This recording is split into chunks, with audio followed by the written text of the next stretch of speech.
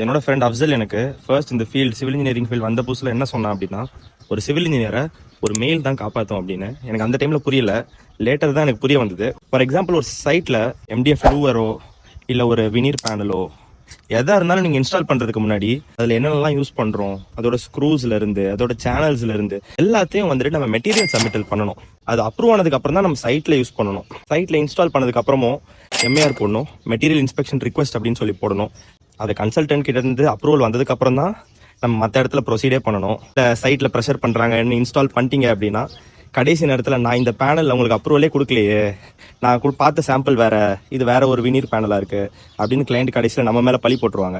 ஒரு சைட்டில் ஒரு சின்ன விஷயம் பண்ண போகிறோம் அப்படின்னா அதை இன்ஸ்டால் பண்ணுறதுக்கு முன்னாடி அது ஒரு அப்ரூவல் வாங்கணும். அந்த அப்ரூவலை வந்து நம்ம மெயில் பண்ணணும். இந்த மாதிரி நான் வந்து ஒரு இன்ஸ்பெக்ஷன் ரைஸ் பண்ணியிருக்கேன், இதை அப்ரூவல் கொடுங்கன்னு. டிராயிங்ஸுமே சரி, டிராயிங்ஸ் எல்லாம் எப்பயுமே சைட்டில் ஒர்க் பண்ணக்கூடாது. ஸோ அந்த ஷாப் டிராயிங்ஸ் அப்ரூவல் வந்ததுக்கப்புறம் அதையும் மெயிலில் வந்துட்டு போடணும். இந்த மாதிரி என்னோட ஷாப் டிராயிங்ஸ் வந்துட்டு அப்ரூவ் பண்ணுங்கன்னு. ஓகே, நீங்கள் ஷாப் டிராயிங்ஸ் அப்ரூவ் பண்ணுறீங்க, நாங்கள் வந்துட்டு அதை வந்து ப்ரொசீட் பண்ணுறோம், எல்லாத்தையுமே மெயிலில் வச்சிங்கன்னா தான் உங்களை காப்பாற்றும். இல்லைனா கடைசி நேரத்தில் நான் இதை சொல்லவே இல்லைன்னு காலை வாரி விட்டுருவாங்க. ஸோ மெயில் பண்ண கற்றுக்கோங்க.